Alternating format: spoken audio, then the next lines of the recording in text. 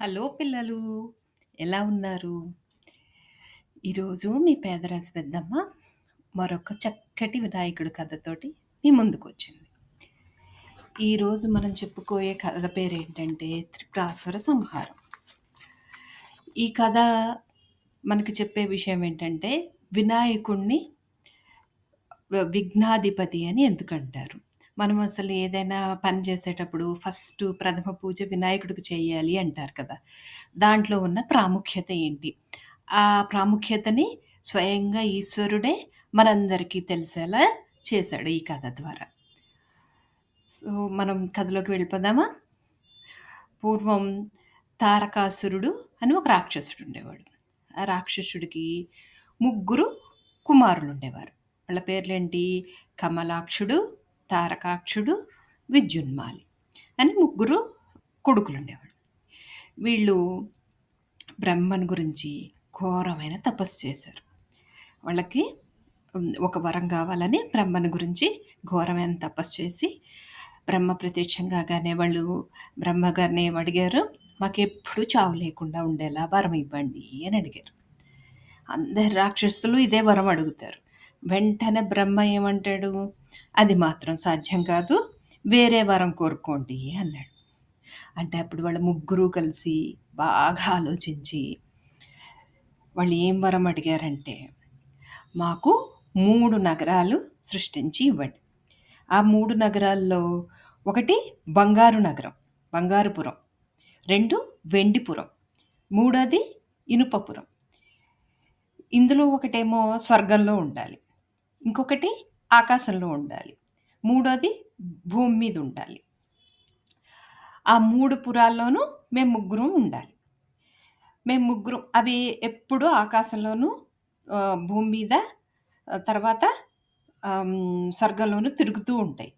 తిరుగుతూ ఉంటే 1000 సంవత్సరాలకు ఒకసారి ఆ 3 కలుసుకుంటాయి. అప్పుడే మేము కలుస్తాం. అలా ఆ 3 నగరాలు ఒకే వరుసలోకి వచ్చినప్పుడు ఎవరైతే మమ్మల్ని చంపే ధైర్యం ఉన్న దేవతలు ఉన్నాడో, దేవతల్లో గొప్పవాడు ఎవడైతే ఉన్నాడో వాడు ఒకే బాణంతోటి ఆ 3 పురాల్ని కొట్టినప్పుడు మాకు చావు రావాలి.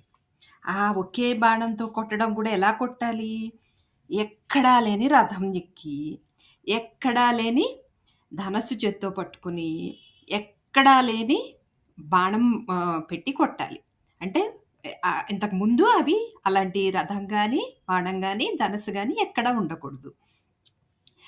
అది గూడా ఎలా కొట్టాలి? 1000 సంవత్సరాలకోసారి ఒకే లైన్‌లోకొచ్చిన 3 పురాల్ని కలిపి ఒకేసారి కొట్టాలి. అప్పుడు కొట్టినప్పుడే మాకు చావుండేలాగా వరం ఇయ్యి అని చెప్పి బ్రహ్మనడిగారు. సరే, మరి ఇంకేం చేస్తాడు? ప్రత్యక్షమైన తర్వాత వరం ఇవ్వాలి కదా! సరే అని చెప్పి వరం ఇచ్చేసి బ్రహ్మగారు వెళ్ళిపోయారు. వెళ్ళిపోయిన తర్వాత ఇంక వీళ్ళకి చావు లేదు కదా! వీళ్ళు ఇంకా దేవతల్ని చాలా బాధలు పెట్టడం మొదలుపెట్టారు. ఇంకా దేవతలందరూ కలిసి ఈశ్వరుడి దగ్గరికెళ్ళి తమ మొర వినిపించుకొని, ఆ త్రిపురాసురుడిని ఎట్లైనా సంహరించండి అని అడిగారు. మన భోళాశంకరుడు సరే అని వరం ఇచ్చేసి ఆ త్రిపురాసురుడిని సంహరించడానికి బయలుదేరాడు. అప్పుడు ఆయనకి మనసులో ఒకటి ఆలోచన వచ్చింది. విఘ్నేశ్వరుడు విఘ్నాధిపతి కదా! ఆయనకి ప్రథమ పూజ చెయ్యాలి అనే ప్రాముఖ్యతని లోకానికి తెలియచెప్పాలి అని చెప్పి మనసులో అనుకుని త్రిపురాసురుడిని సంహరించడానికి వెళ్ళిపోయాడు. వెళ్ళి అక్కడ ఎలా వెళ్ళాడు? వాళ్ళు అడిగిన వరం ఏంటి? లోకంలో ఎక్కడా లేని రథం ఎక్కి, ఎక్కడా లేని విల్లు పట్టుకొని, ఎక్కడా లేని ధనస్సుతో పట్టుకొని, ఎక్కడా లేని బాణంతోటి కొట్టాలి గదా! అందుకని అప్పుడు ఏం చేశాడు? ఎక్కడా లేని రథం అంటే ఏంటి? భూమి. భూమాతని రథంగా చేసుకున్నాడు ఈశ్వరుడు. భూమాతని రథంగా చేసుకొని, సూర్యచంద్రుల్ని ఆ రథానికి చక్రాలుగా మార్చాడు.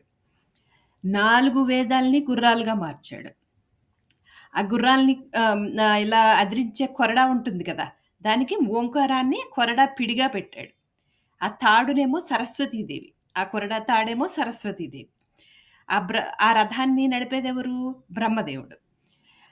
తర్వాత ఎక్కడా లేని ధనస్సు కావాలి కదా! దానికి మేరు పర్వతాన్ని ధనస్సుగా చేసుకున్నాడు. విష్ణుమూర్తిని బాణంగా చేసుకున్నాడు. చేసుకుని వాళ్ళ ఆ 3 పురాల్ని కొట్టడానికి 1000 సంవత్సరాలయిన తర్వాత 3 పురాల్ని కొట్టడానికి ప్రయత్నించాడు. ప్రయత్నిస్తుంటే అవి 3 ఒకే వరుసలోకి రావట్లేదు ఎంతసేపయినా. ఎంత ప్రయత్నించినా రాకపోతుంటే అందరూ కంగారు పడుతున్నారు దేవతలు అందరూ. అప్పుడు పార్వతీదేవి పక్కనే ఉంది కదా! అర్ధనారీశ్వరుడు గదా! ఈశ్వరుడు. పార్వతీదేవి ఎప్పుడు సగం దేహంలో ఉంటుంది. వెంటనే ఏం చెప్పింది, "స్వామి మీరిక్కడికి బయలుదేరేటప్పుడు వినాయకుడికి మీరు పూజ చేసి ఆయనకివ్వాల్సిన కుడుములు, ఉండ్రాళ్ళు పెట్టి ఆయన్ని యథావిధిగా పూజించలేదు. కాబట్టే మనకి ఈ పని పూర్తవడంలో మనకిబ్బందవుతోంది. ఫస్ట్ ఆయనకి మీ మనసులో అయినా పూజ చేసుకోండి దానికి" అని చెప్పింది. వెంటనే ఈశ్వరుడేం చేశాడు, వినాయకుడికి యథావిధిగా మానసికంగా పూజ చేసి ప్రయత్నించాడు. అప్పుడు కళ్ళు తెరిచేసరికి, అప్పుడు వినాయకుడు చాలా సంతుష్టుడై, వెంటనే తన తొండంతోటి 3 పురాల్ని ఒకే లైన్‌లో ఉండేలాగా పట్టుకున్నాడు. వెంటనే ఈశ్వరుడు తన మేరు పర్వతం ధనస్సుతోటి, విష్ణుమూర్తి బాణంతోటి వాటిని కొట్టేశాడు. కొట్టేసి త్రిపురాసురుల్ని సంహరించాడు. సో, ఈ కథ ద్వారా ఈశ్వరుడు మనకేం తెలియజెప్తున్నాడు? వినాయకుడు విఘ్నాధిపతి. మనం ఏదన్నా పని చేసేటప్పుడు వినాయకుడు పూజ చేయకపోతే అడ్డం రావడం కాదు. మనం ఏదైనా ఇంపార్టెంట్ పననుకున్నప్పుడు, అది మనకు పూర్తవ్వాలంటే వినాయకుడు పూజ చేస్తే ఏ విఘ్నాలు రాకుండా మనల్ని కాపాడతాడనమాట. అందుకని వినాయకుడికి ప్రథమ పూజ చేయాలి. అది ఈరోజు కథ. నిన్నటి కథలో ఏమో విష్ణుమూర్తి వినాయకుడిని పూజించిన కథ విన్నాం. ఈరోజు ఈశ్వరుడు. సో, మనం కూడా వినాయకుడిని ఏదైనా ముఖ్యమైన పని చేసేటప్పుడు తలుచుకొని చేస్తే నిర్విఘ్నంగా ఆ పని పూర్తవుతుంది. బావుందా కదా పిల్లలు? మనం మళ్ళీ వేరే కథతో మళ్ళీ కలుసుకుందాం. సరేనా? అప్పటి వరకు బాయ్.